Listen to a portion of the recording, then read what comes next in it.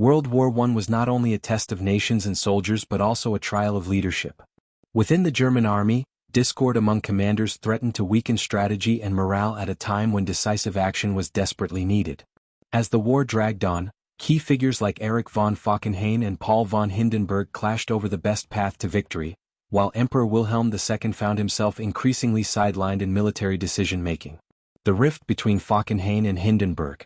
By 1916, the German High Command was marked by tensions and disagreements. Erich von Falkenhayn, chief of the General Staff, advocated a strategy of attrition, believing that carefully calculated offensives would gradually wear down the enemy, particularly the French, on the Western Front. Paul von Hindenburg, along with his deputy Erich Ludendorff, favored decisive, large-scale operations, emphasizing mobility and striking power, particularly in the east against Russia.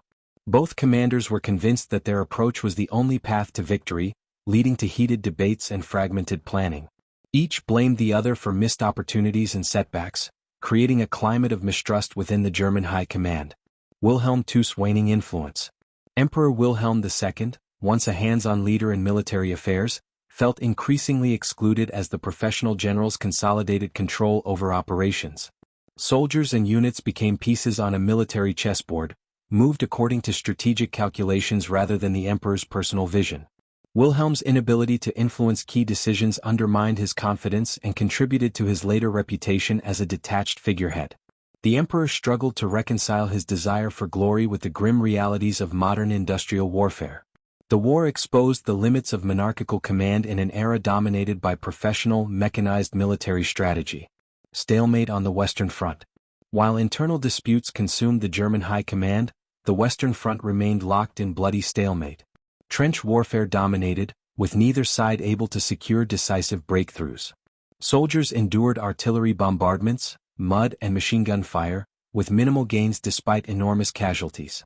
German commanders' disagreements further complicated planning, reducing the effectiveness of offensives. The front lines became a symbol of the grinding attrition that characterized much of World War I. Heavy fighting on the Eastern Front. In contrast, the Eastern Front offered more mobility and opportunity for decisive action. German forces under Hindenburg and Ludendorff engaged in intense battles against Russian armies, leveraging superior tactics and coordination.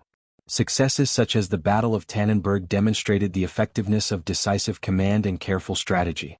However, the prolonged fighting also took its toll on commanders, exposing them to the pressures and fatigue of total war. The Eastern Front revealed both the strengths and vulnerabilities of German leadership under extreme conditions. The human cost of leadership. Even some of Germany's most skilled commanders were physically and mentally strained.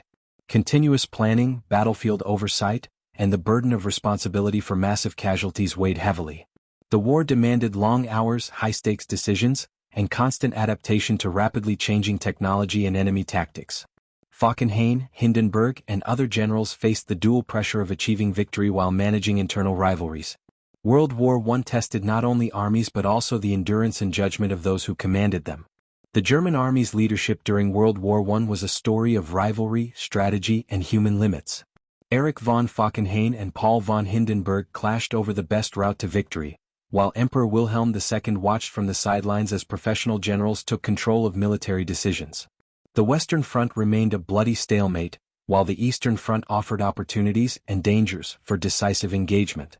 Amid the mud, trenches, and artillery, even the best commanders of their era faced the heavy toll of industrialized warfare, illustrating that in World War I, leadership itself became a battlefield.